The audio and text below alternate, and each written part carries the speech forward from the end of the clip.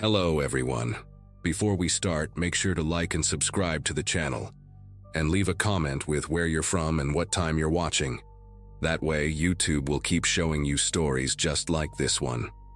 Now, let's begin. September 2017 found me cleaning cabins on the Norwegian Spirit, somewhere between Juneau and Skagway. I'd been a cabin attendant for 3 weeks at that point, still getting used to the 12-hour shifts and the constant motion of the ship beneath my feet. Most people dream about Alaska cruises from the passenger side: glaciers, whales, 5-course dinners. From the crew side, it's fluorescent-lit corridors that smell like industrial cleaner, shared bunks 4 levels below the waterline, and the same 20 faces in the mess hall every single day. My section covered rooms 401 through 420 on Deck 4, all balcony suites, which meant better tips but way more demanding guests who expected their towel animals to be perfect and their minibars restocked twice daily. Room 414 started giving me problems on a Thursday morning. Mrs. Gibson, a retired teacher from Phoenix traveling alone, pulled me aside in the hallway with this concerned expression that immediately told me something was wrong. She was maybe 70, wore these thick purple-framed glasses, and had that way of talking where she touched your arm every few sentences like she needed to make sure you were really listening. She said her balcony door kept opening on its own during the night, even though she distinctly remembered locking it before bed. The wind would wake her up at 3 or 4 in the morning, these icy gusts from the Alaskan waters just flooding her room.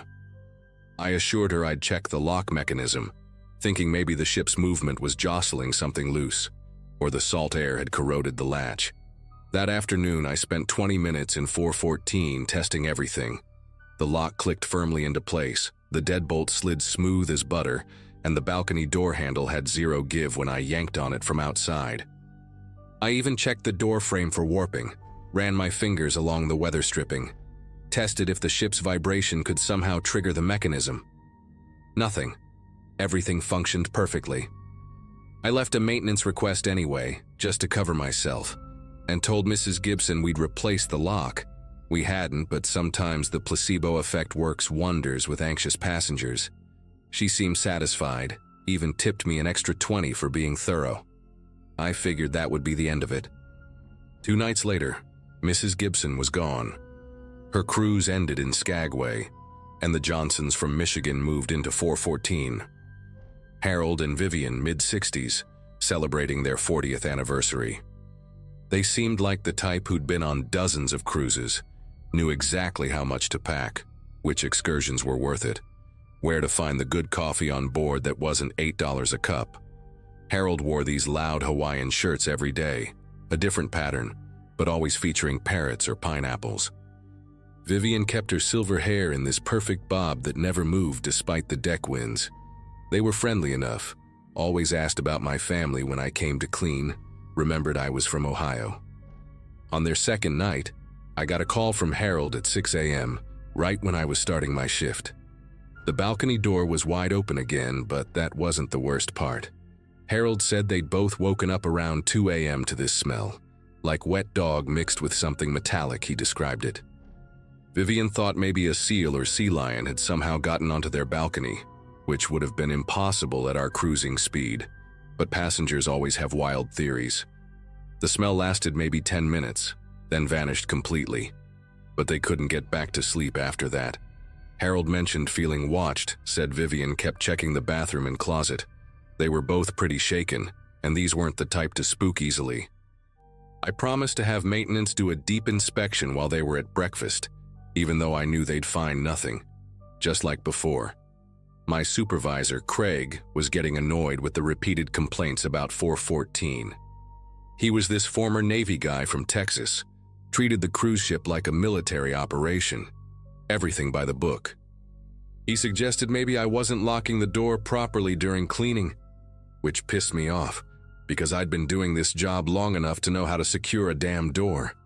But Craig had been with the company for 15 years, had connections all the way up to corporate, so I just nodded and said I'd be extra careful. That same day, the Johnsons asked to change rooms. We moved them to 408. Told them there'd been a minor ventilation issue in 414. The lie came easy. In this job, you learn to smooth things over, keep the passengers happy, maintain the illusion that everything's perfect on their dream vacation. Room 414 stayed empty for one night due to a booking mix-up, which gave me a chance to really investigate. After my regular shift ended at 8 p.m., I told Craig I was grabbing dinner, but instead I went back to Deck 4. I had this weird feeling about that room, couldn't explain it, just knew something was wrong. The hallway was quieter than usual. Most passengers were at the comedy show in the main theater. I let myself into 414 with my master key and just sat there in the dark for a while, waiting. The room felt normal enough, maybe a little colder than the others, but that could have been my imagination. Around 11:30 p.m., I heard footsteps in the hallway, that distinctive shuffle of someone who's not quite awake. Through the peephole, I saw a man from 416, Mr. Carlson, standing in the corridor wearing just boxers and a t-shirt. No shoes, his feet probably freezing on that industrial carpet. Mr. Carlson was traveling with his wife and teenage daughter, seemed like a regular suburban dad, coached little league type, probably had a garage full of half-finished woodworking projects. But standing there in the hallway, he looked different. His eyes were open but unfocused, like he was seeing something that wasn't there. He walked straight to the door of 414 and just stood there, facing it, maybe 6 inches away. Didn't knock, didn't try the handle, just stood perfectly still. I watched him through the peephole for what must have been 5 full minutes, barely breathing myself, wondering if I should open the door and check if he was okay. His lips were moving slightly, like he was whispering something, but I couldn't make out any words. Then at exactly midnight, according to my phone, he turned around and walked back to 416, went inside, and I heard the soft click of his door closing. The next morning, I made sure to be cleaning 416 when the Carlsons went to breakfast. Mr. Carlson looked completely normal, joking with his daughter about the whale-watching tour they'd booked, complaining good-naturedly about the coffee prices. I casually mentioned that I'd been doing some late-night maintenance in the hallway, asked if the noise had disturbed them. He looked genuinely confused, said they'd all slept like rocks. Best night's sleep of the whole cruise, actually.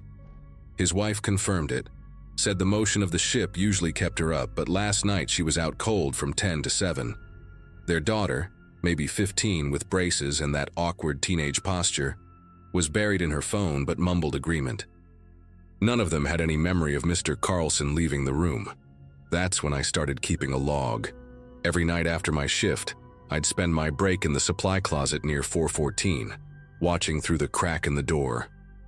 Night 3, Mrs. Brenner from 412, 70-something widow from Boston, stood at 414's door from 11:58 p.m. to 12:03 a.m., her gray hair wild from sleep, muttering what sounded like numbers. Night 4, a kid, maybe 8 years old, from 418, barefoot in dinosaur pajamas, pressing his palms flat against 414's door while his parents slept 3 rooms away.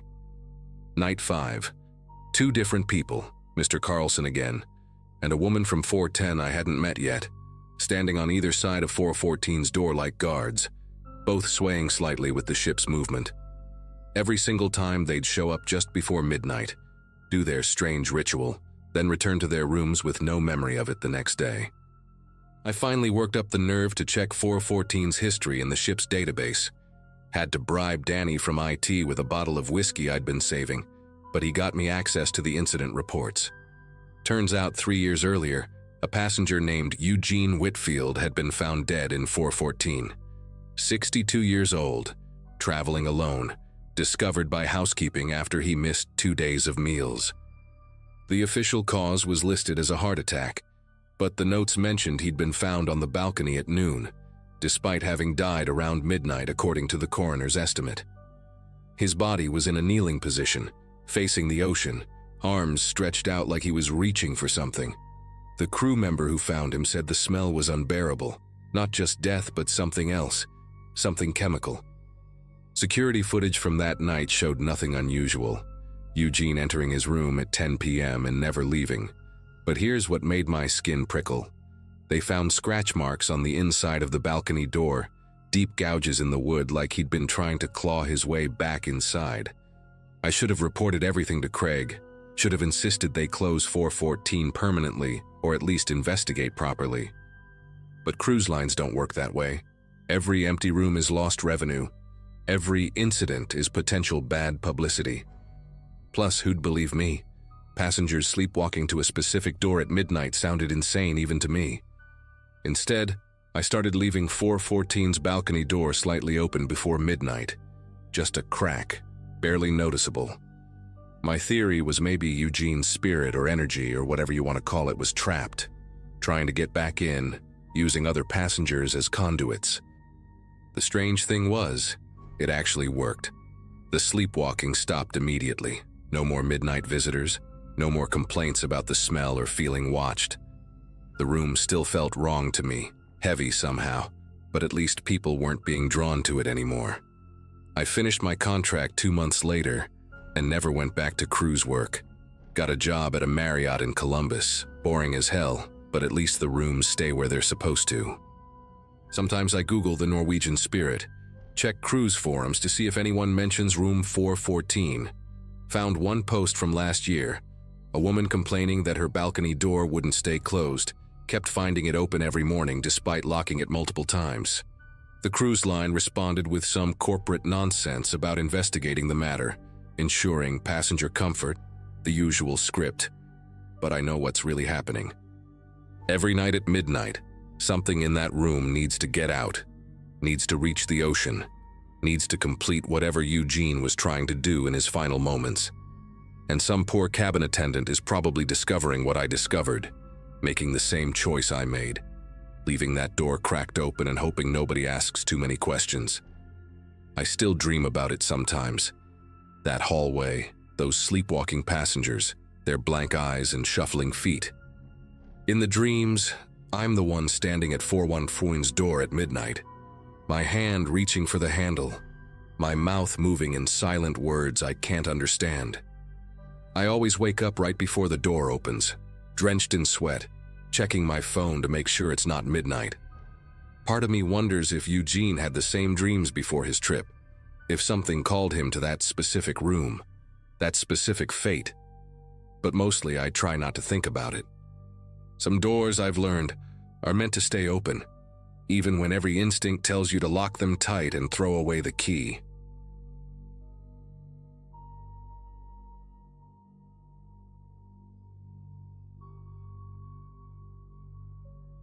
I worked security on cruise ships for 12 years before that night in the Mediterranean changed everything. It was late August 2018, and I was stationed aboard the Celestial Dream, one of those floating cities that promised paradise to 3,000 passengers willing to pay for it.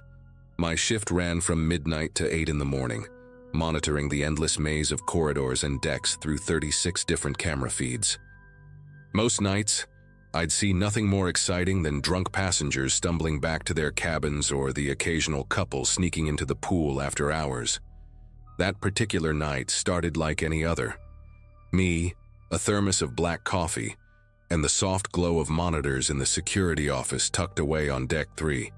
The ship was somewhere between Santorini and Malta, cutting through calm waters under a moonless sky.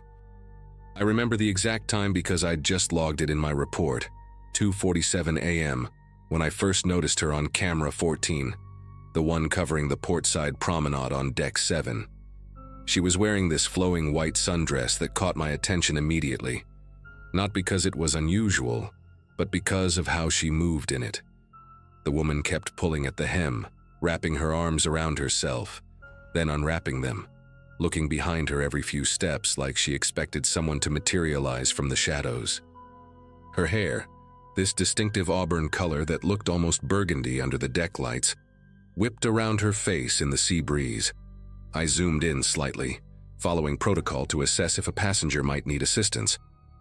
She walked the entire length of the promenade twice, her pace irregular, sometimes quick and purposeful, other times slowing to an almost complete stop. At one point, she gripped the railing and leaned forward, staring down at the black water below for what must have been a full minute. I reached for my radio, ready to dispatch someone to check on her, but then she stepped back, smoothed down her dress, and continued walking. The way she kept checking her phone, the screen lighting up her face with this harsh blue glow, made me think she was waiting for someone, or maybe having one of those late-night arguments couples have on vacation when the romance doesn't quite live up to the brochure. Around 3:15 a.m., a man appeared on the same camera feed. Tall guy, maybe 6'2", wearing khaki shorts and a navy polo that looked freshly pressed even at that ungodly hour. He had this particular way of walking, shoulders back, chin up, like he was perpetually posing for a yacht club photo. I recognized him immediately as one half of the couple from cabin 8247, one of those luxury suites with the private balconies that cost more than I made in 3 months.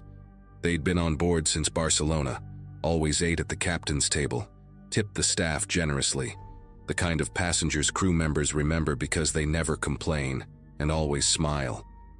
He approached the woman slowly, and I watched her whole body language shift. Her shoulders dropped, she stopped fidgeting with her dress, but she also took this tiny step backward that most people wouldn't notice. When he reached her, he put his hand on her lower back, that possessive gesture some men do, and they started walking together toward the stern. She kept her arms crossed the entire time, her head turned slightly away from him, looking out at the water instead of at her husband. I switched between cameras to keep them in view. Camera 14 to 15, then 16 as they moved aft. They stopped near the very back of the ship, where the deck narrows and the railing is lower, right by the emergency equipment lockers. This area has always made me nervous because the cameras don't overlap perfectly there. There's about a 12-foot section where you can only see people from one angle, and if they move close to the railing, their lower bodies get cut off from view. The husband was doing most of the talking, his hands moving in these controlled, measured gestures, while she just stood there, occasionally nodding. At 3:28 a.m., she suddenly turned to walk away, but he caught her wrist, not aggressively, just firm enough to stop her. They stood like that for maybe 30 seconds, him still talking, her looking down at where his hand gripped her arm. Then she said something. I could see her mouth moving rapidly, almost like she was pleading, and he let go.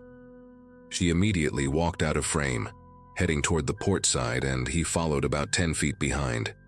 That's when I made my first mistake. I didn't switch cameras fast enough to see where they went next. Got distracted by a drunk passenger vomiting in a stairwell on deck 5 that required immediate attention. By the time I got back to tracking them, maybe 3 minutes later, I caught the husband on camera 18, walking alone near the midship elevators. His clothes looked exactly the same, not a wrinkle, not a hair out of place. But something about his walk was different now, looser, more relaxed, like someone who just finished a workout and was cooling down. He pressed the elevator button, waited precisely 15 seconds, I counted, then took the stairs instead, heading up toward the Lido deck. I scanned through all the port side cameras looking for the woman in the white dress, figuring she'd gone back to their cabin another way. Camera 12, nothing. Camera 13, empty corridor. Camera 14, where I'd first seen her. Just the empty promenade and the occasional spray of seawater hitting the deck. I pulled up the interior cameras next, checked the ladies' rooms on that level, the 24-hour cafe that stayed open for insomniacs and party stragglers. She wasn't anywhere. At 3:41 a.m., I made a note in my log that I'd lost visual on a female passenger. Standard procedure, when someone exits camera coverage without returning to their cabin. The husband showed up on my monitors again at 4:05 a.m., this time at the casino bar on deck 8. He ordered what looked like whiskey neat, I could tell by the way the bartender poured it, and sat there sipping it slowly while scrolling through his phone. Nothing about his behavior suggested anything unusual. He even laughed at something on his screen, showed it to the bartender who smiled politely. After finishing his drink, he walked back to cabin 8247, used his key card, and disappeared inside. I kept expecting to see the woman in the white dress appear on one of my screens, maybe coming from the spa area or the library, somewhere the cameras don't cover every angle, but she never did. At 6:15 a.m., Just as the sun was starting to paint the horizon this pale orange color, the husband emerged from his cabin again. This time he was wearing running gear, those expensive athletic shorts with the reflective strips and a moisture-wicking shirt. He did a full circuit of the jogging track on deck 11, maintaining a steady pace for exactly 45 minutes. When he passed other early morning joggers, he'd give them this friendly little wave, the perfect image of a health-conscious passenger enjoying his Mediterranean vacation. My shift was almost over when the call came in at 7:42 a.m. The husband, now dressed in crisp linen pants and a white button-down, was at the guest services desk reporting his wife missing. Even from the camera angle above the desk, I could see his performance, the way he ran his fingers through his hair repeatedly, how he kept touching his wedding ring, spinning it around his finger while he talked. The duty manager called up to security immediately, and suddenly my quiet night became a circus. The husband's story was simple. His wife, Isabel, had gone for a walk around 3 a.m. because she couldn't sleep. He'd tried to go with her, but she insisted she needed some time alone to clear her head. They'd been having some minor disagreements about their next port of call, nothing serious. He went back to their cabin to wait, dozed off, and when he woke up at 7, she still hadn't returned. Her side of the bed was untouched, her phone was going straight to voicemail, and her passport was still in the cabin safe. The tears that rolled down his cheeks looked so genuine that even the duty manager put a comforting hand on his shoulder. I pulled all the footage from 2:30 a.m. onward and brought it to the security chief's office. We sat there watching it together on the main screen while 2 other officers began coordinating a ship-wide search. When we got to the part where the couple was at the stern, near those emergency lockers, the chief asked me to replay it 3 times. Each time we watched the husband's hand on her back, the way she tried to leave, how he grabbed her wrist. But the chief just shrugged, looked like a standard marital spat to him, the kind they see a dozen times per cruise. Then I showed him something else. At 3:31 a.m., right after the couple walked out of camera 16's view, there was this tiny splash visible in camera 17, which covers the wake behind the ship. Just a small disturbance in the water, barely noticeable unless you were looking for it. Could have been anything, a wave, a seabird, someone throwing a cigarette overboard. But then at 3:33 a.m., the husband appeared again on camera 18, and if you looked closely, really closely, his right pocket seemed heavier than before, pulling slightly on that side of his shorts. When he'd first appeared at 3:15, both pockets had been flat against his legs. The search went on for 6 hours. Every cabin, every storage room, every possible space where a person could be. They even sent crew members to check inside the lifeboats and behind the industrial equipment in areas passengers never see. The Coast Guard was notified, and we had to reduce speed while they conducted their protocols. Meanwhile, the husband, his name was Jonathan, I learned from the passenger manifest, put on this masterclass in grief.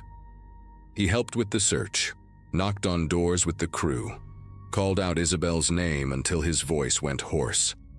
When they brought him back to the security office to review his statement, he broke down completely, had to be given water and tissues. He kept saying the same things over and over. She'd been stressed about her work back home. She'd been taking sleeping pills, but they made her feel foggy. Sometimes she'd go for walks to clear her head. He mentioned she'd been talking about wanting to see the sunrise from the deck. Maybe she'd leaned too far over the railing.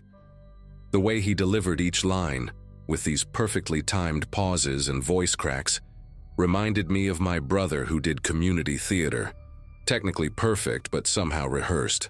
At 2 p.m., after the captain made the announcement that we had a missing passenger and asked everyone to check their areas, I went back to the footage one more time on my own. This time, I focused on the 20 minutes after I'd lost them on camera 16. At 3:34 a.m., there was something I'd missed before. On camera 22, which covers the service corridor behind the pool area, a figure walked past carrying something white bundled under their arm. The quality was terrible because that's one of our older cameras, but the height and build matched Jonathan. The white bundle could have been towels, could have been a bathrobe from the spa, or it could have been a white sundress. At 3:38 a.m., That same figure appeared on camera 24 near the incinerator chute that crew members use for garbage from the restaurants. They stood there for exactly 43 seconds, then walked away empty-handed. I tried to enhance the image, even borrowed a laptop from IT to run it through better software, but the resolution just wasn't there. All I had was a pixelated ghost who might or might not have been throwing evidence into an incinerator that reaches 1,000 degrees Celsius. I brought everything to the chief again. The splash, the heavy pocket, the figure with the white bundle, the incinerator timing. He looked at me like I'd been drinking on duty. The splash could have been anything. Pockets can look different depending on the camera angle, and half the crew uses that service corridor at night. Without clear footage, without a body, without any real evidence, all we had was a woman who'd tragically fallen overboard, probably while her husband slept. The investigators who came aboard in Malta interviewed everyone, including me. I told them what I'd seen, showed them the footage I'd flagged. They took notes, nodded politely, and focused their questions on Isabel's mental state instead. Jonathan had already given them her psychiatrist's contact information, proof she'd been treated for anxiety and insomnia. He'd even found a note in her journal about feeling trapped, though when I asked to see the actual journal, they said it was personal evidence. By the time we docked, the official story was already written. Tragic accident, troubled woman, Mediterranean cruise turns to nightmare. Jonathan left the ship surrounded by sympathetic crew members who'd pooled together money for a condolence gift. But here's what haunts me, what made me quit that job 3 months later, and still keeps me up some nights. When I was packing up Isabel's belongings for Jonathan, standard procedure for missing passenger cases, I found her sleeping pills in the bathroom, a full bottle, prescription dated just 2 days before the cruise. 30 pills, and 30 were still there. Her phone, which Jonathan said she'd taken with her, found it wedged between the mattress and headboard, like it had fallen while she was sleeping. And that jewelry he'd thrown overboard at 3:31, because I know now that's what it was, probably her wedding ring, maybe a necklace, something to make it look like she'd gone into the water. The investigators said these details didn't change anything. Lots of people forget to take their medication. Phones fall all the time. But I know what I saw in those cameras. I know the difference between a man whose wife just tragically died and a man who just got away with murder. Jonathan knew exactly where our camera blind spots were, knew the incinerator schedule, knew that without a body, maritime law made everything complicated. I still check news stories from his hometown sometimes, wondering if he'll remarry, if he's already planning another cruise. Because guys like him, they don't stop at one.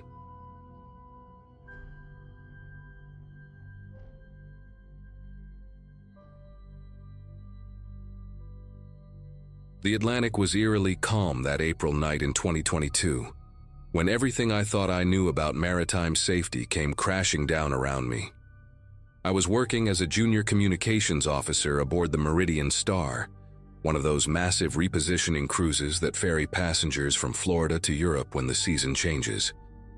At 26, I'd only been with the company for 8 months, still green enough that the senior officers called me rookie, but experienced enough to handle the graveyard shift alone. The ship was carrying about 1,800 passengers, mostly retirees taking advantage of the cheaper repositioning rates, and by 2 a.m., the entire vessel felt like a floating ghost town. I remember sitting in the communications room on Deck 9, monitoring the usual channels while sipping my 4th cup of coffee that shift, when the first transmission came through, so faint I almost thought I'd imagined it. The voice was barely a whisper through the static, like someone speaking through layers of wet fabric, repeating the same thing over and over. Mayday, Mayday, this is position 27.4 north, 63.8 west. Please, anyone. They're taking on water. I immediately sat up straighter, adjusting the frequency dial with practiced precision, trying to clear up the signal. According to protocol, any distress call requires immediate action, so I grabbed the logbook and started recording everything while simultaneously pulling up our navigation charts. The coordinates placed the source about 40 nautical miles southeast of our current position, close enough that we could potentially assist if needed. But here's where things got strange. When I tried to respond to establish communication, my transmission seemed to hit a wall of interference. The voice kept repeating, growing more desperate with each loop, and I noticed something that made the hair on my arms stand up. The person never identified their vessel, just kept saying, "This is," followed by static, as if the ship's name was being deliberately obscured. Following standard procedure, I contacted the bridge immediately to report the distress signal. Lieutenant Commander Reeves answered after 3 rings, his voice thick with sleep and irritation. When I explained the situation, playing back the recording I'd started making, he went quiet for a long moment before telling me to run a verification check with the Coast Guard and MRCC Atlantic. I did exactly that, sending out queries to every maritime authority in the region, but their responses all came back the same. No vessels reported missing or in distress at those coordinates, no emergency beacons activated, nothing on their radar. Reeves called back 20 minutes later, and I could hear other senior officers in the background. Apparently, I'd woken up half the command structure. He told me it was probably just atmospheric interference bouncing old transmissions around, something that happens occasionally over deep water, and to log it as a false alarm. But the voice was still coming through my headset, clearer now, and I could hear other sounds behind it. Metal groaning, water rushing, people screaming in what sounded like Portuguese or Spanish. I couldn't just ignore it, not when every instinct I had was screaming that something was terribly wrong. After Reeves hung up, I made a decision that probably should have gotten me fired. I started my own investigation. First, I pulled up historical maritime data for those exact coordinates, using the ship's archived navigation database that went back nearly 50 years. What I found made my mouth go dry. On May 15, 1976, a cruise liner called the Estrella Pacifica had sent out a distress call from those exact coordinates, 27.4 north, 63.8 west, before vanishing without a trace. All 247 souls on board were never found. No wreckage was ever recovered, and the investigation was closed after 6 months with no conclusive explanation. The official report, which I managed to access through our company's internal network, blamed it on a rogue wave, but the weather that night had been completely calm, just like tonight. The distress calls continued for another hour, growing more frantic and layered. Multiple voices now overlapping in different languages, all broadcasting from those same coordinates. I recorded everything on my personal phone, knowing the ship's official recordings would probably be deleted or lost if this turned into something bigger. Around 3:30 a.m., I noticed something else in the ship's database that made me physically push back from my desk. Our parent company, Meridian Cruise Lines, had acquired its fleet in 1977, just 1 year after the Estrella Pacifica disappeared. The previous owner? Pacific Star Ventures, the same company that had operated the Estrella Pacifica. Even more disturbing, 3 of our current board members had been executives at Pacific Star during the time of the disappearance. I started downloading everything I could find, transferring files to my personal laptop, when suddenly all the screens in the communications room went black for about 10 seconds before flickering back to life. When the systems came back online, the distress signal had changed. Now there was just one voice, crystal clear, speaking in accented English. They knew we were sinking. They knew, and they left us here. The Meridian directors. They cut our communications, disabled our beacons. Insurance fraud. Please, someone needs to know the truth. Check the maintenance logs for April 1976. Check the transmission cut off abruptly, replaced by a high-pitched tone that made me rip off my headset. My nose was bleeding. I didn't even realize it until I felt the warm drip on my uniform. I grabbed tissues while frantically trying to restore the connection, but the frequency was dead. That's when I heard footsteps in the corridor outside, which was unusual because nobody ever came up to Deck 9 during the night shift, except for hourly security rounds, and the next one wasn't due for another 40 minutes. The door to the communications room opened slowly, and in walked Chief Communications Officer Garrett, a man who typically worked day shifts and whom I'd only met twice during my entire employment. He was wearing civilian clothes, jeans, and a wrinkled polo shirt, like he'd been roused from bed and threw on whatever was nearby. His face had this practiced calm that didn't match the urgency in his eyes, and he was carrying a tablet that he kept glancing at nervously. "Aaron," he said, using my first name for the first time ever, "I heard you've been picking up some unusual interference tonight. Mind if I take a look at your logs?" The way he said it wasn't really a question. I handed him the official logbook, but I could tell he was more interested in seeing what was on my computer screen. He scrolled through the entries, occasionally making small humming sounds, then asked me to play back the recordings from the ship's system. Of course, when I tried to access them, they were gone. Every single transmission from the last 3 hours had been wiped clean, showing nothing but normal channel monitoring. Garrett's expression didn't change, but I saw his jaw tighten slightly. "Must have been a system glitch," he said, his voice flat and rehearsed. "Happens sometimes with all the satellite interference out here. I'll need you to write up an incident report stating that you experienced technical anomalies, but nothing of concern was found upon investigation." He pulled out a pre-written template on his tablet, already filled out with most of the details, just waiting for my signature. That's when I knew for certain that this went all the way to the top.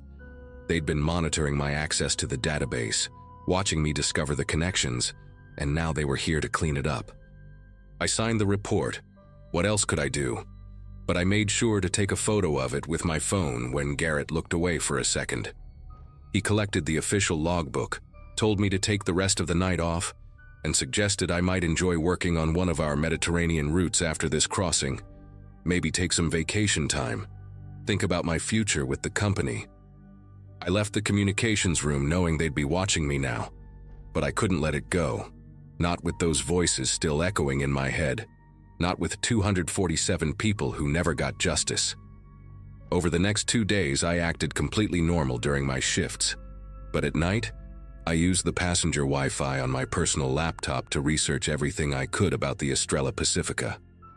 I found an old conspiracy forum where someone claiming to be a former Pacific Star employee had posted in 2008 about falsified maintenance records and deliberately compromised hull integrity on several vessels for insurance payouts.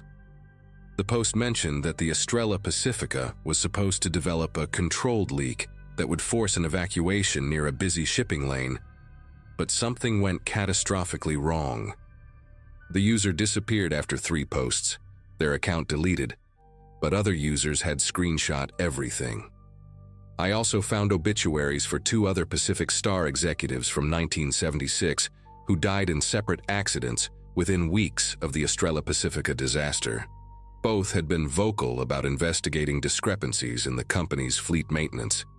On my final night shift before reaching Barcelona, around 1 a.m., the signals returned stronger than ever. This time I could hear individual voices clearly. A woman singing a lullaby in Portuguese to calm someone, a man praying in Latin, children crying for their parents. But the most chilling was a calm male voice that spoke directly to me. Aaron Blackwood, Junior Communications Officer, Employee ID 7739. We know you're listening. We know you've seen the truth. Don't let them bury us twice. The fact that they knew my full name and employee ID made my entire body go cold. I'd never transmitted that information, never spoken it aloud in the communications room. Then he continued. In 12 hours, check the Barcelona Herald archives for May 16, 1976, page 14. The truth they couldn't completely erase. The transmission ended with what sounded like hundreds of voices whispering coordinates, those same coordinates, over and over, until I had to turn off the entire communications array just to make it stop. Once we docked in Barcelona, I was one of the first crew members off the ship. I went straight to the Barcelona Central Library, my heart pounding the entire metro ride there. The Barcelona Herald archives from 1976 were on microfilm in the basement, and it took me an hour to find May 16th. Page 14 was mostly shipping news and port schedules, but at the bottom corner, was a small article that made everything click into place. Pacific Star Ventures announces record insurance settlement. The article mentioned that the company had received the largest maritime insurance payout in history, following the loss of the Estrella Pacifica, enough to purchase an entire new fleet of state-of-the-art vessels with enhanced safety features. The amount was $450 million in 1976 money. But here's the detail that chilled me. The insurance claim had been filed on May 14th, a full day before the Estrella Pacifica sent its distress signal. I photographed everything, made copies, and sent them to 3 different journalists, 2 maritime safety organizations, and uploaded everything to multiple cloud servers. I knew my career with Meridian was over, but those voices deserved to be heard. Within a week of my documents going public, Meridian's stock plummeted 40%, and a joint investigation was launched by maritime authorities from 6 different countries. I was fired, of course, officially for violating company confidentiality agreements and causing reputational damage through unsubstantiated claims. But 2 months later, a team of deep-sea investigators found the Estrella Pacifica exactly at those coordinates, sitting upright on the ocean floor, with evidence of explosive damage to the hull that couldn't have been caused by any natural phenomenon. The investigation is still ongoing, but 3 board members have already resigned, and families of the victims have filed a class action lawsuit. I still wake up sometimes at 2 a.m., thinking I can hear those voices calling out from the dark waters of the Atlantic. I know it's just my mind playing tricks on me, but part of me wonders if they're still out there, waiting for full justice. I work as a freelance maritime safety consultant now, and I've made it my mission to ensure that no company can ever bury the truth, or people, like that again. Every time I cross the Atlantic, I always say a quiet prayer when we pass those coordinates. 27.4 north, 63.8 west. They may have been silenced in 1976, but not anymore.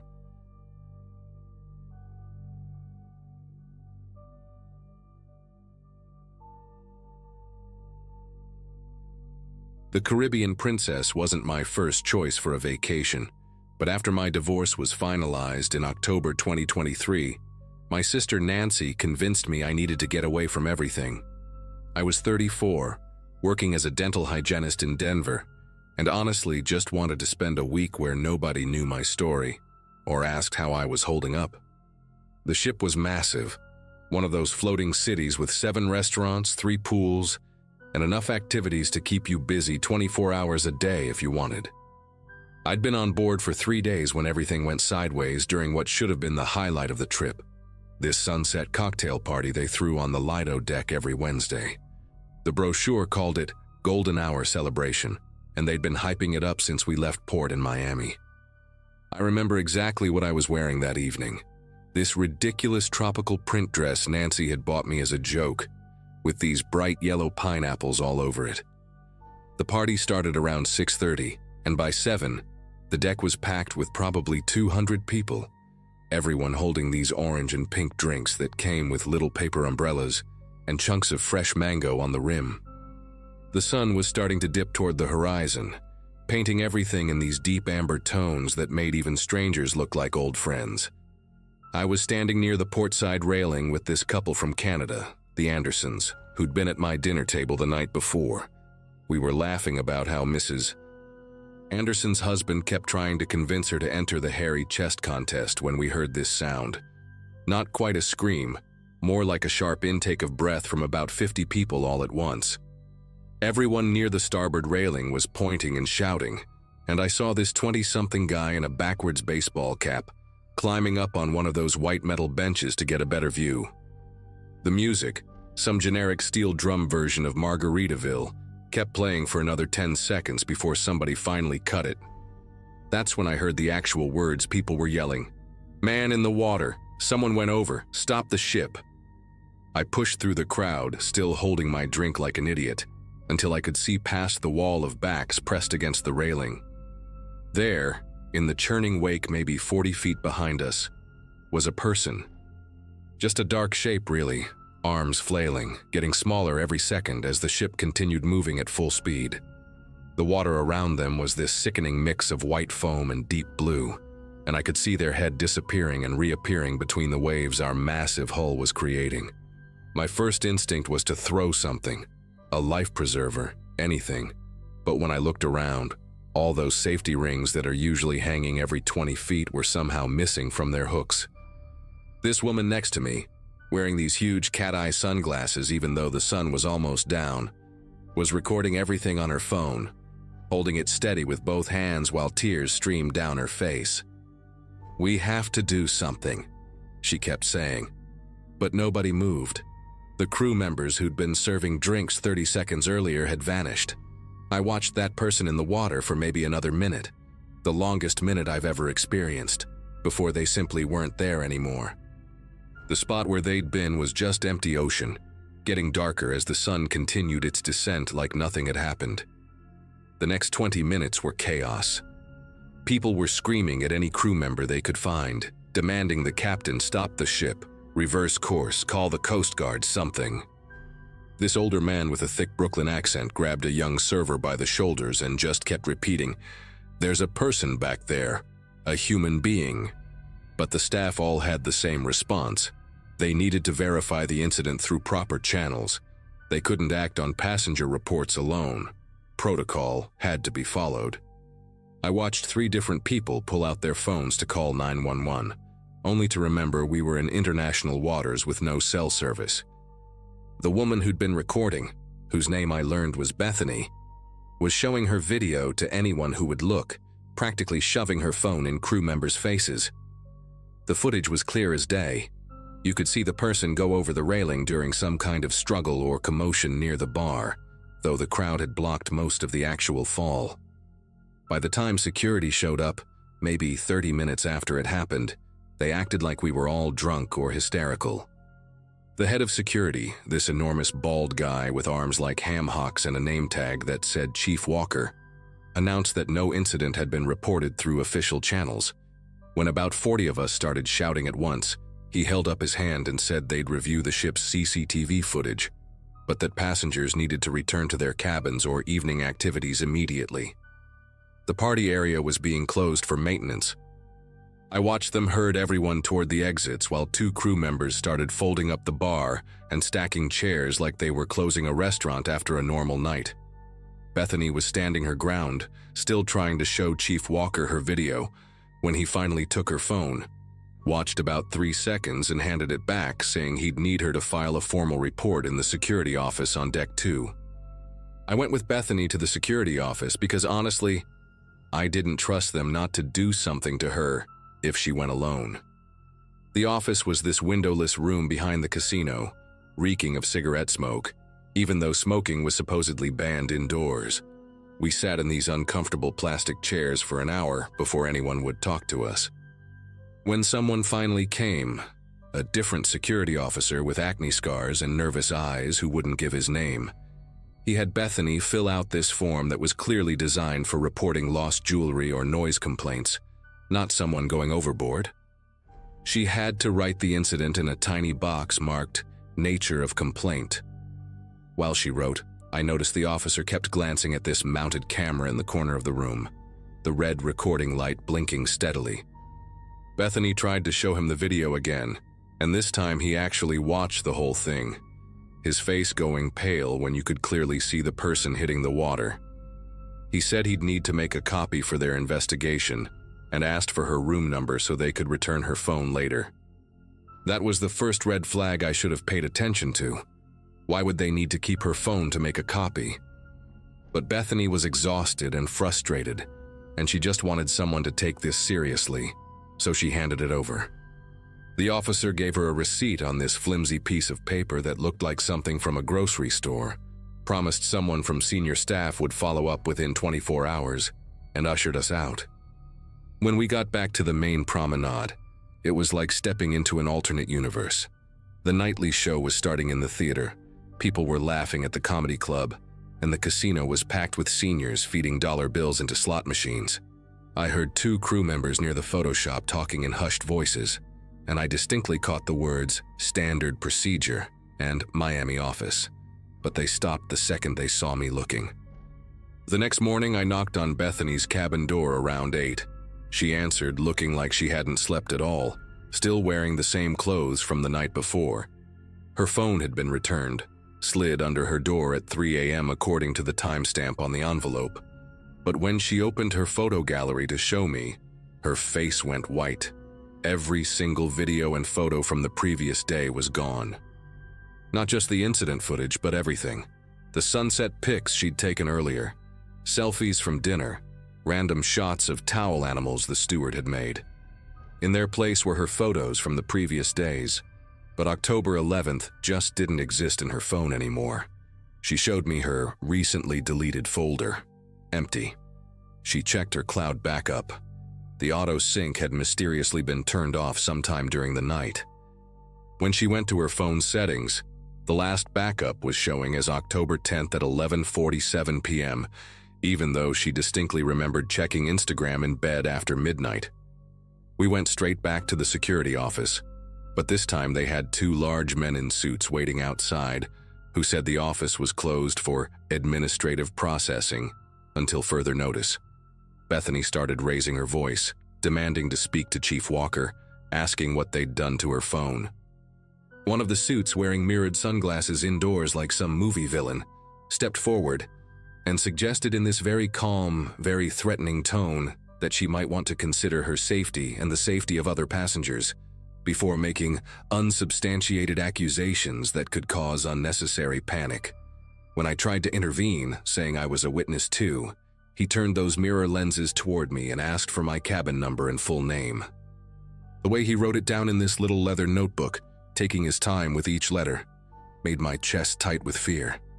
Bethany grabbed my arm and pulled me away, whispering that we needed to find the Andersons and anyone else who'd seen what happened. But finding witnesses proved harder than we expected. The Andersons weren't at breakfast, and when we went to their cabin, a steward cleaning the hallway mentioned they'd been relocated to a different deck due to a plumbing issue. The couple from Kentucky who'd been standing right next to us during the incident suddenly couldn't remember seeing anything clearly. The husband kept repeating that it had been getting dark. Maybe it was just debris or a dolphin. The woman with the cat-eye sunglasses who'd been crying. Nobody had seen her since last night. At lunch, I overheard a crew member telling another passenger that sometimes people think they see things at sea, that the light playing on the waves can create optical illusions, and that the ship had sensors that would automatically detect if anyone went overboard. This was a lie. I'd Googled it in the business center that morning. Those sensors exist, but most cruise ships don't have them because they're not legally required to. Around 3 that afternoon, Bethany texted me to come to her cabin immediately. When I got there, she was packing frantically, throwing clothes into her suitcase without folding them.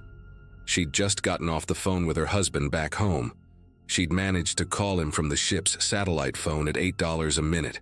She'd told him everything, and he'd said he was contacting a maritime lawyer and the Coast Guard. But here's the thing that made my skin prickle. Within 5 minutes of that call, she'd received a visit from the hotel director, the captain's direct representative, informing her that she was being confined to quarters for the remainder of the voyage due to safety concerns regarding her deteriorating mental state. They'd posted a security guard outside her door. I'd walked right past him, some 19-year-old kid who looked scared out of his mind. She had 1 hour to pack because they were moving her to what they called a supervised accommodation on Deck 1, which everyone knows is where they keep the morgue and the brig. I helped Bethany hide her passport and credit cards in her bra, and we came up with a plan. I would take photos of everything: the security guard, any documents they gave her, the room they put her in, and email them to her husband using the business center computers since my phone mysteriously stopped connecting to the ship's Wi-Fi after leaving the security office. But when I tried to leave her cabin, the guard blocked my path. He had a radio, and whatever voice crackled through it made him step aside, but not before telling me I had 10 minutes to return to my own cabin for a mandatory safety drill. There was no safety drill scheduled. I ran to the business center, but my keycard wouldn't open the door. The library, same thing. The customer service desk had a sign saying they were closed for staff training, even though it was the middle of their posted hours. Every single place where I could have contacted the outside world was suddenly inaccessible. I went back to my cabin and used the room phone to call my sister Nancy, but the call wouldn't connect to any number outside the ship. That night, they made an announcement that we'd be skipping our scheduled port in Cozumel due to unfavorable weather conditions, though the ocean was calm as glass. I never saw Bethany again. The next morning, her name wasn't on the dinner seating chart, and when I asked our waiter about her, he looked confused and said there had always been 7 people at our table, not 8. The Andersons were back, acting perfectly normal but refusing to make eye contact with me. On the last day, as we approached Miami, I was called to the purser's desk and informed that there had been an error with my onboard account. I was receiving a full refund for my cruise and a future cruise credit worth double what I'd paid. All I had to do was sign a simple form acknowledging the computer error and agreeing that my experience had been satisfactory despite the minor inconvenience. The form's fine print was extensive. I signed it. I was scared not to. But I took photos of every page with my phone, which had miraculously started working again once we were in U.S. waters. The man who went overboard was never mentioned in any news outlet. Bethany's social media accounts were deleted. When I tried to look her up 3 months later, it was like she'd never existed. But I know what I saw. We all saw it. And somewhere there's a cruise line policy written in corporate speak that explains exactly how to make these things disappear.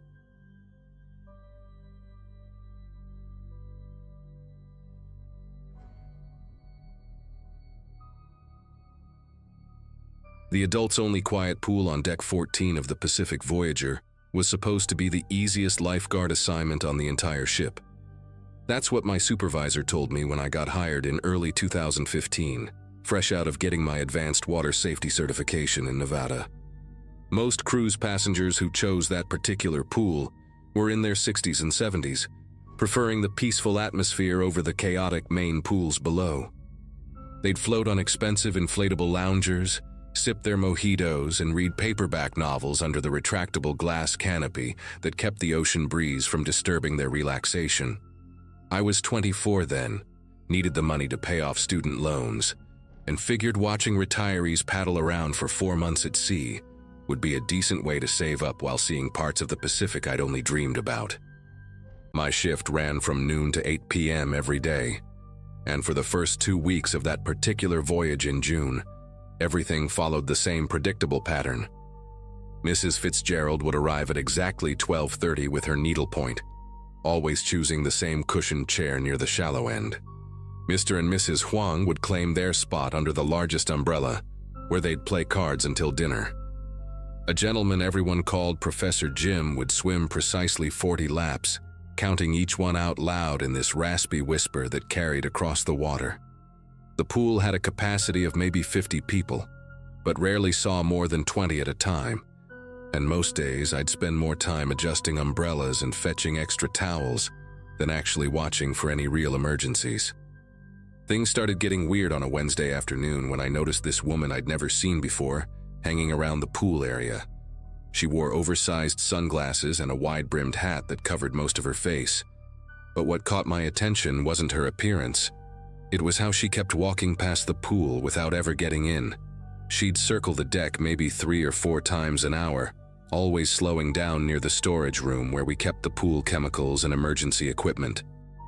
Each time she passed, she'd glance at the keypad lock on the door, then quickly look away when she thought someone might be watching. I figured maybe she was just killing time or getting her steps in, but there was something deliberate about her movements, like she was memorizing the layout or timing something. That same evening, around 6 when most guests were heading to dinner, I saw her talking to one of the pool attendants, a guy named Rodrigo who'd been with the cruise line for years. They stood near the far corner of the deck, speaking in these hushed tones that didn't match the casual conversation you'd expect between crew and passengers. Rodrigo kept nodding and looking around nervously, and at one point, he pulled out his master keycard and showed it to her briefly, before tucking it back into his pocket. When he noticed me watching from my lifeguard chair, he immediately ended the conversation and hurried away toward the crew stairs, while the woman simply adjusted her hat and strolled off like nothing had happened. The next morning, I arrived at the pool 30 minutes early to check the chlorine levels, part of my regular duties. The storage room door was slightly ajar, which was strange because it was supposed to lock automatically. Inside, everything looked normal at first. Chemicals on their shelves, rescue equipment hanging in place, the automatic pool cleaner coiled in the corner. But when I went to grab the testing kit from the back shelf, I noticed several small prescription bottles tucked behind a box of pH balancer. My first thought was that maybe another crew member had forgotten their medication, but when I picked one up, the label showed it was prescribed to a Mrs. Eleanor Whitman, one of our regular pool guests. The bottle was for Ambien and it was completely empty. Behind it were 4 more bottles, all different medications: Xanax, Valium, another Ambien, each prescribed to different elderly passengers I recognized from the pool, all empty. I stood there holding those bottles, trying to make sense of what I was seeing. These weren't medications someone would just accidentally leave in a storage room. The passengers whose names were on these labels were all frequent visitors to the quiet pool, all traveling alone or with equally elderly spouses.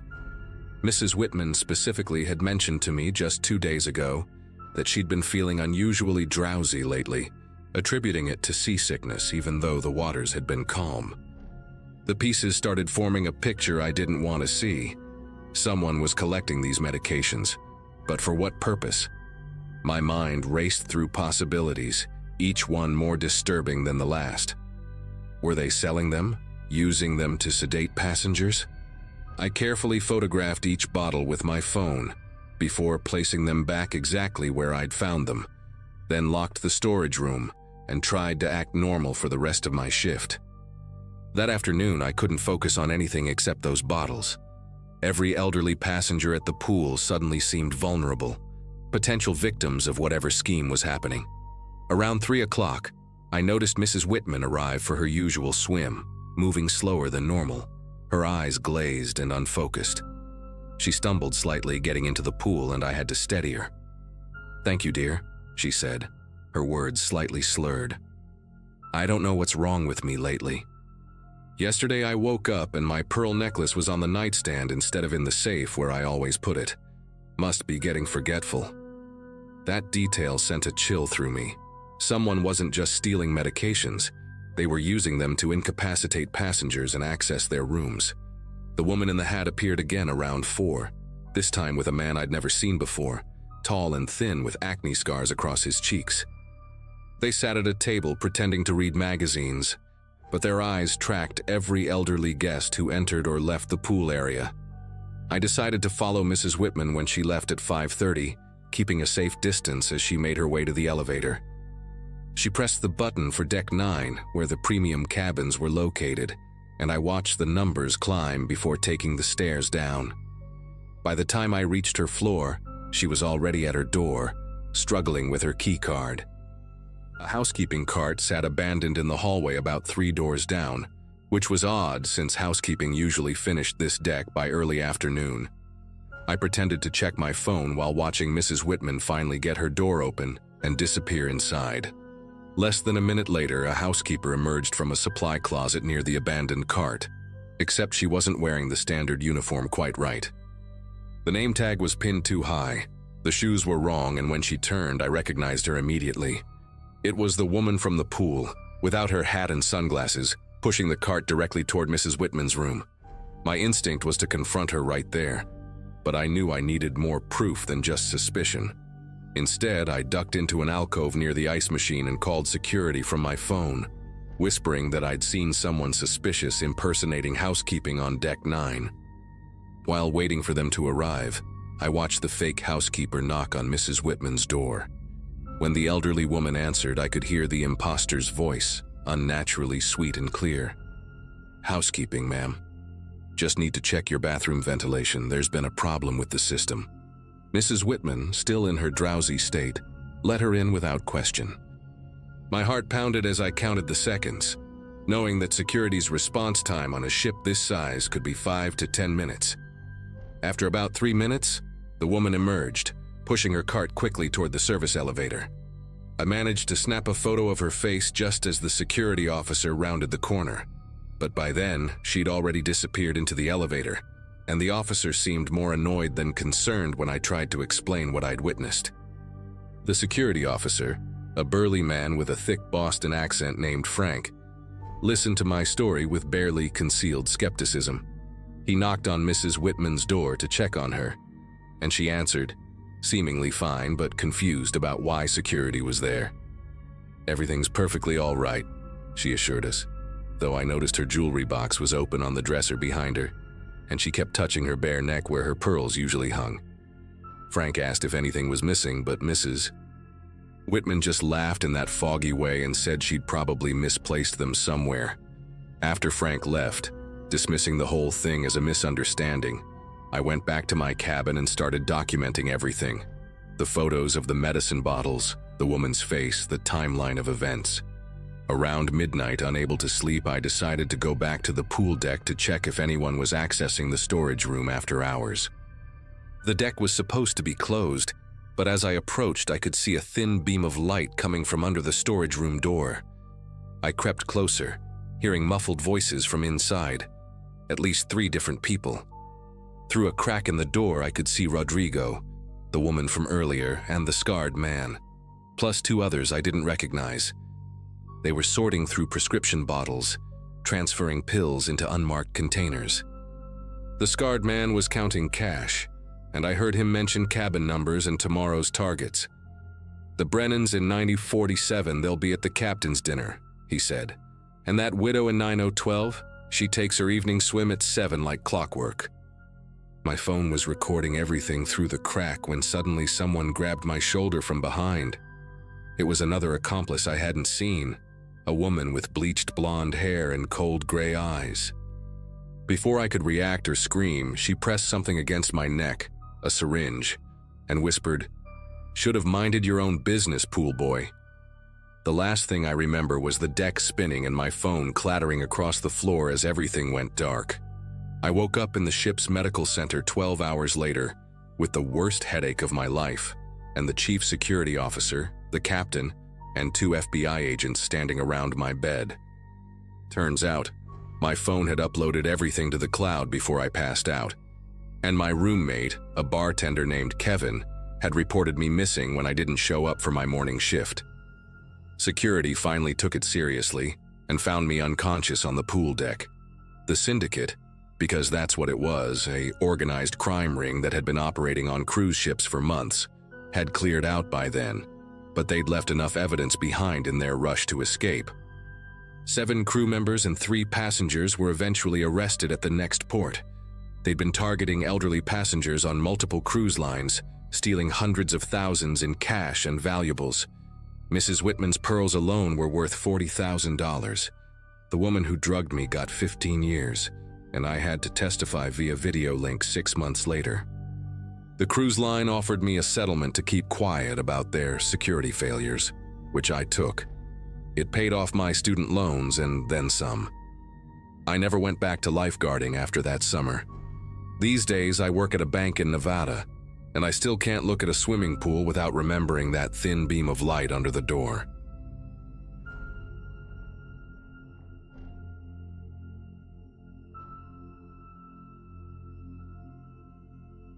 The semester had been brutal at Northwestern, and when my roommate Blake suggested we blow our tax returns on a 7-day cruise for spring break, I jumped at the chance.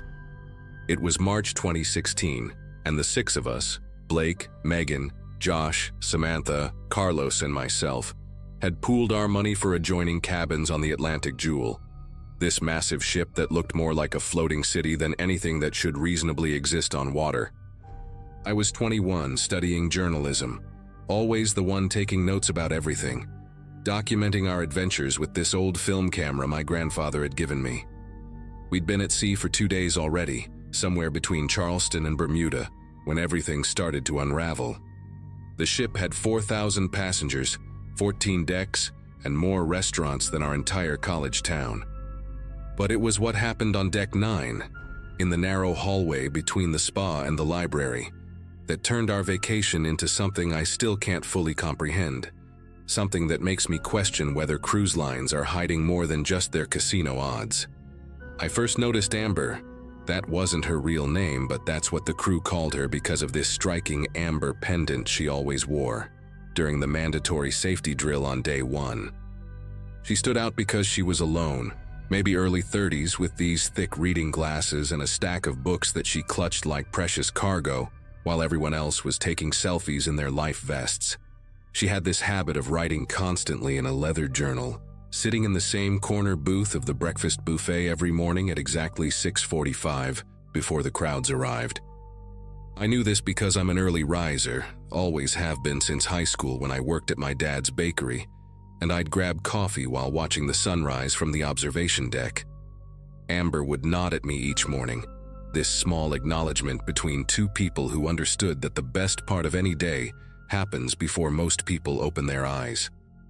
She had cabin 9047 just 3 doors down from ours, and I'd sometimes hear her door click shut late at night when I was coming back from the 24-hour pizza place on deck 11.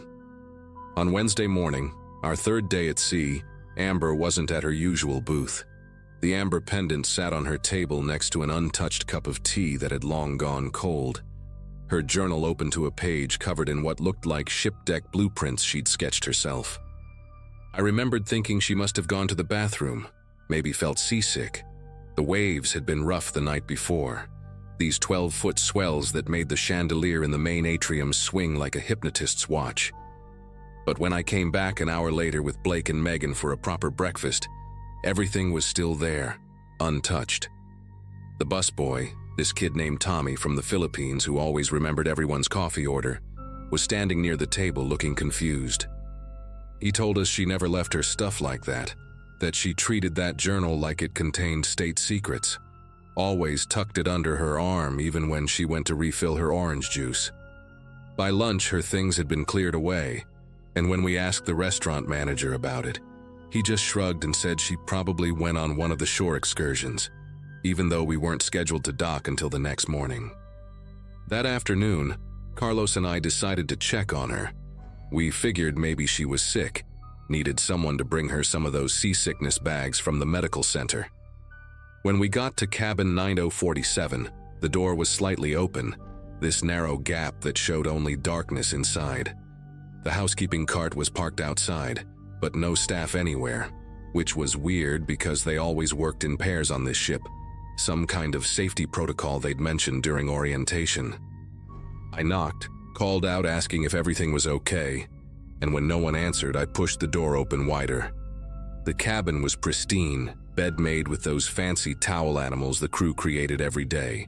Hers was a swan with sunglasses, but all of Amber's belongings were still there. Her clothes hung in the closet, organized by color like some kind of rainbow gradient. Her medication bottles lined up on the bathroom counter. Even her passport sat on the nightstand next to a half-eaten chocolate from the evening turn-down service. But the strangest thing was her laptop, still open and powered on, displaying what looked like hundreds of photos of empty corridors and stairwells throughout the ship, all time-stamped from the past 2 days, all showing these specific spots where the ceiling had these dark domes. Security cameras. Carlos grabbed my arm and pointed at the screen. There was a folder labeled blind spots with a file inside that mapped out every area on the ship where cameras couldn't see. Deck 9 had the most gaps, especially near the maintenance doors and this weird section behind the spa, where the crew had built a temporary wall for renovations. Before we could look closer, we heard footsteps in the hallway, that distinct sound of hard-soled shoes that security officers wore. We quickly left the cabin, trying to look casual, but the head of security, Mr. Garrison, was already there with 2 other officers. He had this way of smiling that never reached his eyes, just his mouth moving while the rest of his face stayed frozen like those old portraits in the ship's history display. He asked what we were doing, and when we explained about Amber being missing, he pulled out a tablet and showed us a log entry. A. Fitzgerald disembarked at Port Charlestown, 11:47 a.m. I told him that was impossible since we were still at sea, hadn't docked anywhere, and Port Charlestown wasn't even on our itinerary. His smile got wider, and he said I must be confused about the schedule, that sometimes the salt air makes passengers lose track of time, then suggested we enjoy the pool deck since it was such a beautiful day. That evening, our whole group gathered in Josh and Carlos's cabin to discuss what we'd seen. Samantha, who was studying computer science, had managed to take photos of Amber's laptop screen with her phone before we left, and when she zoomed in, we could see something disturbing. The metadata on Amber's photos showed they were taken with a camera that had been reported stolen from another passenger 2 weeks earlier, on a completely different cruise. Blake pulled up the ship's public Facebook page on his phone, scrolling through thousands of photos from previous voyages, and there she was, Amber, or someone who looked exactly like her, in the background of at least 12 different cruises over the past year, always alone, always carrying that same leather journal. But in each photo, she had a different name on her cruise badge: Rebecca, Diana, Melissa, always working her way through the ship, always taking pictures. Megan suggested we report this to someone, maybe the FBI when we docked, but Josh pointed out something that made us all go quiet.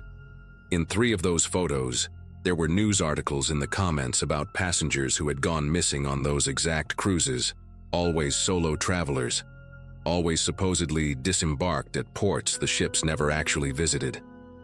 The next morning I woke up at 5:30 to find Blake's bed empty, his sheets twisted into a tight spiral like he'd been grabbed while sleeping. His phone was still on the nightstand, playing the same song on repeat, this old jazz tune his mom loved that he used as an alarm. But the volume was turned down so low you could barely hear it. His camera bag was gone, though, the expensive one his parents had bought him for his photography minor, and there were wet footprints leading from his bed to our balcony door, which was locked from the inside with the safety latch still engaged. I ran to Josh and Carlos's cabin, pounding on their door until they stumbled out half asleep, and we searched everywhere Blake might go for sunrise photos. The observation deck, the jogging track, even that secret spot near the crew quarters where you could see dolphins if you got up early enough. Nothing. When we went to security, Mr. Garrison was already there, waiting for us with that same frozen smile, holding Blake's camera bag. He said Blake had been found trying to access restricted areas near the engine room and had been placed in what he called temporary detention for the safety of other passengers, that we could see him when we docked. But when I looked at the camera bag, the serial number was different from Blake's. I knew because I'd helped him register it for insurance just 2 months ago. We spent the rest of that morning mapping out every blind spot Amber had documented, using Samantha's programming skills to overlay the ship's official deck plans with the photos from Amber's laptop. There were 17 areas where someone could disappear without being seen by cameras, and most of them connected to service corridors that ran parallel to the passenger areas, like a hidden circulatory system inside the ship's walls. Megan had started recording everything on her phone, creating what she called evidence files, when she discovered something in the background of one video, a reflection in a window that showed 2 crew members carrying what looked like a body bag through one of those blind spots, but the timestamp showed it was from 3 hours in the future.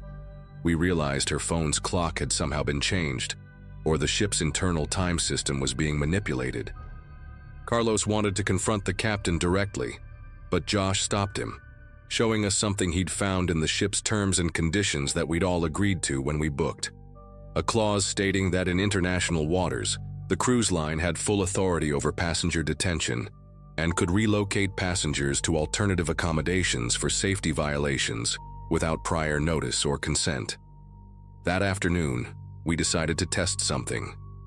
Samantha had noticed that all the missing passengers, including Amber, had one thing in common. They'd all ordered room service between 2 and 4 a.m. on the night before they vanished. The menu items were always the same: chamomile tea, wheat crackers, and something called Chef's Special Supplement, which wasn't listed on any menu we could find. I volunteered to place the exact same order that night, but the others refused to let me do it alone. Instead, we set up a buddy system. I'd place the order while Samantha hid in the bathroom with her phone recording. Megan would be on our balcony watching through the glass door, and Josh and Carlos would wait in the hallway, pretending to be drunk and lost. At 2:17 a.m., I called room service and asked for the specific items. The woman on the phone paused for so long I thought the line had disconnected, then asked for my cabin number twice, like she was verifying something on a list. 20 minutes later, there was a knock. Not the usual cheerful room service announcement, but just 3 slow, deliberate knocks. When I opened the door, it wasn't the usual room service uniform, but 2 men in maintenance coveralls, one holding a tray with a silver dome cover that seemed too large for tea and crackers. The bigger one kept trying to look past me into the room, while the other insisted I needed to sign a special dietary waiver for the supplement, his hand strategically covering most of the text on the form. I pretended to read the waiver while Samantha texted frantically from the bathroom. She could see through the door crack that there was a 3rd person in the hallway, just out of my view, holding what looked like zip tie restraints. I suddenly claimed I'd changed my mind, that my stomach felt queasy from the waves, and tried to close the door, but the bigger man wedged his foot against it. He said I'd already been charged for the order, that it would be wasteful not to take it, his voice flat and mechanical like he was reading from a script. That's when Carlos and Josh stumbled around the corner, playing their drunk act perfectly, singing some ridiculous college fight song and asking the maintenance guys for directions to the casino. The moment of distraction was enough. I slammed the door shut and engaged the deadbolt, hearing muffled arguing in the hallway. Through the peephole, I watched the 3rd person step into view, and I recognized him immediately. It was Tommy, the busboy from the breakfast restaurant, but his friendly demeanor was completely gone, replaced by something cold and calculating as he spoke rapidly into a radio in a language I didn't recognize. They stayed outside our door for another 10 minutes, occasionally testing the handle, before finally leaving. The next morning came with an announcement that made everyone's blood chill. The captain's voice, usually warm and jovial, was replaced by Mr. Garrison speaking in that same flat tone the maintenance men had used. He announced that due to a medical situation, the ship would be making an unscheduled stop at a private facility island for passenger wellness evaluations, and that all guests should remain in their cabins until called by deck number. Through our balcony, we could see this island that hadn't been there the night before, or maybe it had been, but covered in morning fog, with a concrete dock and white buildings that looked more like warehouses than any medical facility. Samantha checked her GPS, but it showed we were somehow still in the exact coordinates from yesterday, like the island didn't exist on any map. That's when Megan noticed something horrifying on her phone. All the videos she'd recorded were slowly corrupting, the files deteriorating in real time, pixels dissolving like acid eating through digital evidence. She quickly uploaded what she could to 3 different cloud services using the ship's Wi-Fi, but the upload bars weren't moving, stuck at 0% like the data was being intercepted. We had to make a decision, stay in our cabins and wait to be evaluated, or try to find Blake and get to the lifeboats we'd located in one of Amber's blind spots, the ones that weren't on any official safety diagram. We chose to run. Using Amber's map, we navigated through the service corridors, these narrow metal passages that smelled like rust and industrial cleaner, where the elegant cruise ship facade disappeared completely. We found Blake on deck 3, in a medical bay that wasn't supposed to exist.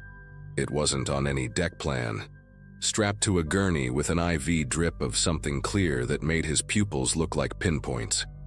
He was conscious but couldn't speak, just kept blinking in this pattern that Josh recognized as Morse code from his Eagle Scout days. DONTTRUSTWATER. We unstrapped him, and Carlos practically carried him as we made our way to the hidden lifeboats. But when we got there, we found we weren't alone. 17 other passengers were already there, all clutching their belongings, all solo travelers who'd figured out the truth. One of them, an older woman named Gladys who'd been a naval engineer, had already prepped the boat for launch. She said she'd been watching these ships for years, tracking disappearances, that this wasn't about robbery or ransom but something else. Something about testing how people react to certain stimuli in isolation. that the supplement was just the latest experiment. As we lowered the lifeboat, alarms started blaring and we could see crew members running toward us, but it was too late. We hit the water hard, the motor started on the first try, and we sped away from that floating laboratory disguised as paradise. The Coast Guard found us 8 hours later, 23 people crammed into a lifeboat meant for 15, about 40 miles off the coast of Virginia. Blake had started recovering once we got away from the ship, though he couldn't remember anything after going to bed that night. Just vague sensations of being moved through corridors and voices speaking in languages that sounded familiar but wrong, like English played backwards.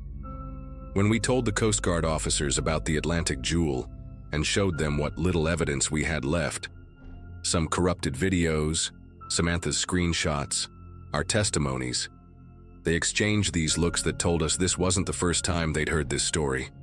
The officer in charge, Commander Briggs, took our statements separately, asking specific questions about the blind spots, the room service patterns, the mysterious island.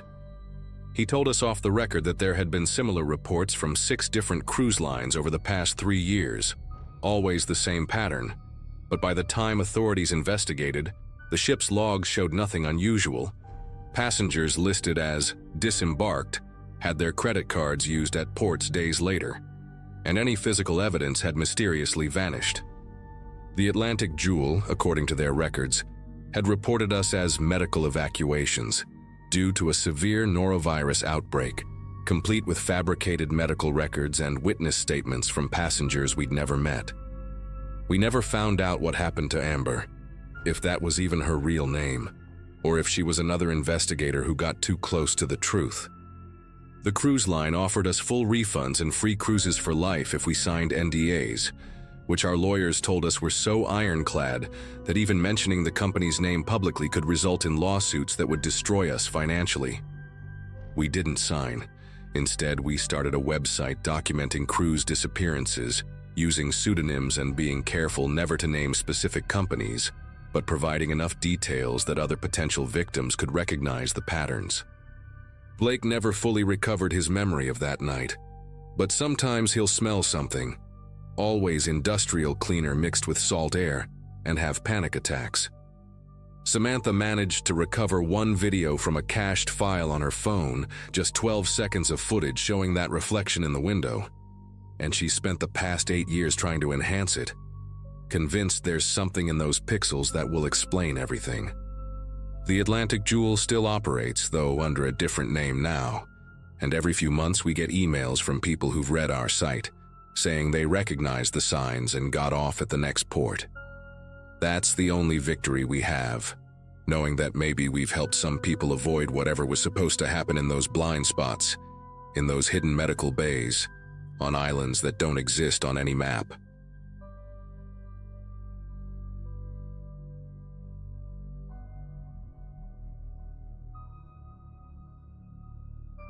I had just turned 61 a few months before the trip, and that cruise was supposed to be my small celebration, a reward to myself after 4 decades in the healthcare system. I'd worked as a nurse in everything from pediatric wards to hospice units, and finally retired from a private clinic in Sacramento. The cruise was a 12-day South American route, starting in Valparaiso, and scheduled to loop around a few coastal cities before ending in Buenos Aires. I was traveling alone, something I actually enjoyed. I liked the quiet, the anonymity, the chance to read in peace without anyone needing a thermometer or a morphine adjustment. The first few days were exactly what I hoped for: warm breezes, lazy mornings on the observation deck, and a book in one hand with a cocktail in the other. Things started shifting on the 5th day. I remember because I'd just finished breakfast and gone down to deck 4 to browse the small onboard library. As I walked past the elevators, I noticed a man, mid-40s, thin, sunburnt, doubled over on one of the benches, coughing into his shirt sleeve. I almost kept walking, but something about the sound made me pause. It wasn't your standard dry cough. It had weight to it, like there was liquid in his lungs. A few feet away, a woman, maybe his partner, sat with her arms crossed, nervously glancing around, as if hoping no one else would notice them. I gave it a second look, shrugged it off and kept going. I wish I hadn't. By lunchtime, I started seeing it everywhere. People sneezing, coughing harshly, leaning against walls looking dizzy. In the buffet line, one elderly man had to sit down suddenly with a napkin pressed to his mouth. Another guest quietly helped him back to his room. But no announcements were made. No notes slipped under cabin doors. No intercom messages. Nothing. I figured maybe it was norovirus. Those can sweep through cruise ships like wildfire. But this didn't feel like stomach bugs. It was all respiratory, and more passengers were visibly unwell. I asked one of the staff near the coffee station if medical was aware. She gave me a weird smile, nodded and told me everything was under control. That was the first time I felt something was being hidden. That night I couldn't sleep. Around 2 a.m. I stepped out onto my balcony just to breathe in the ocean air. That's when I saw 2 crew members, both wearing surgical masks and gloves, pushing a cart covered in black plastic down the corridor across from mine. One of them looked over his shoulder more than once, like he was making sure no one was watching. I ducked back into my room and shut off the light. I've seen that kind of behavior in hospital lockdown drills. It wasn't about precaution. It was containment. That next morning, whole sections of Deck 5 were blocked off with velvet ropes and signs saying maintenance. But I'd walked those halls the day before. There was nothing under maintenance.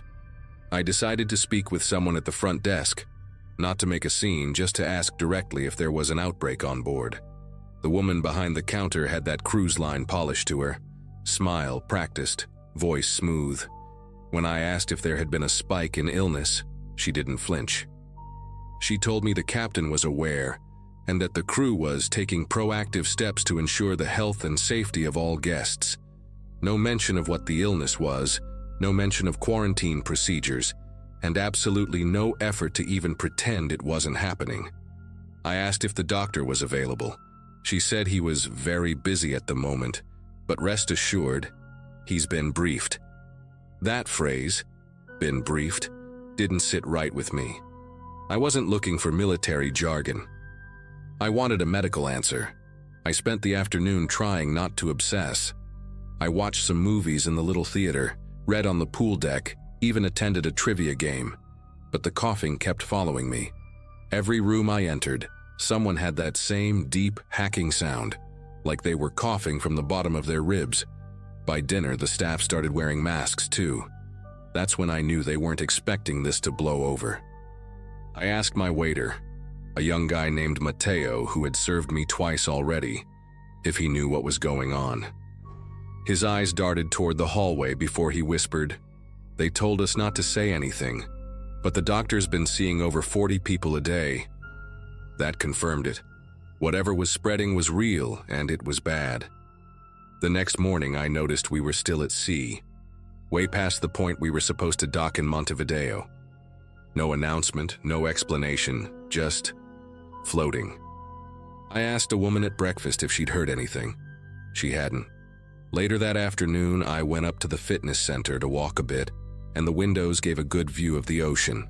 No land in sight. I started talking to other passengers, quietly comparing what we'd seen and heard. Turns out I wasn't alone. A man from Oregon told me he saw a crew member sealing off an entire hallway on Deck 6 with plastic tarps. Another woman said she was told not to leave her cabin for the day as a precaution. The pieces weren't adding up. We were being kept out here on purpose, and nobody was admitting it. That night, the hallways got quieter. Not just calmer, eerily silent. The usual shuffle of sandals, the low murmur of conversation, all of it gone. Around midnight, I heard the soft hiss of a walkie-talkie just outside my cabin door. I peeked through the peephole. 2 security staff stood there, both masked, one holding a clipboard and the other with some kind of electronic reader. They scanned something on the door across from mine, tapped a few buttons, and moved on. The next morning, the door they'd scanned had a white sticker on it with a bold red line through it. I walked by slowly, trying not to look suspicious, and noticed the room number had been blacked out. There was no nameplate, no "Do Not Disturb" sign, nothing. Just that sticker, like someone had erased the cabin from the system. On day 9, they finally made an announcement. Not over the intercom, but as a printed letter slid under our doors. It said we'd be extending our voyage due to a logistical delay with port access, and that all amenities would remain available. No mention of illness, no mention of sick passengers, just a thin excuse wrapped in hospitality fluff. I watched people read the letter in the hallway, some confused, others clearly panicked. An older couple across from me started packing their bags anyway, even though we had nowhere to go. It was clear the staff were following a script, a very specific one. And it wasn't for our benefit, it was to contain panic. By then, I'd started keeping to myself. I only left my room for food, and I avoided the lower decks entirely. One night I made the mistake of taking the stairs after the elevator stalled. I passed one of the sealed corridors, this time with 2 armed guards standing in front of it. Armed, on a luxury cruise ship. They didn't say a word, but they watched me closely as I passed. That moment cemented what I already suspected. This wasn't just a bad flu or an overreaction. They were isolating people, possibly detaining them, and the rest of us were being kept distracted just enough to stay cooperative. We weren't passengers anymore. We were inventory. On day 11, we finally docked in a small port, not the original one listed on the itinerary. We weren't allowed to disembark until local officials boarded the ship. I saw them come on wearing hazmat suits, not masks, full suits. They inspected several cabins, including one of the sealed ones, and then spoke with the captain privately. Hours later, we were let off the ship one group at a time, with no explanation. Just a screening tent and instructions to head directly to the terminal. No stopping. I asked one of the men in uniform what the illness was. He didn't even look at me, just pointed to the exit. I still don't know what exactly happened on that cruise. I heard rumors, pneumonia clusters, some kind of respiratory virus that hadn't been disclosed yet. A few forums mentioned something about a containment protocol called Code Orange, but nothing official ever came out. No reports, no media stories, just silence. I think about that trip more than I want to admit. How quickly things changed, how fast we went from guests to something else entirely. I came home healthy somehow, but I've never taken another cruise. I don't think I ever will.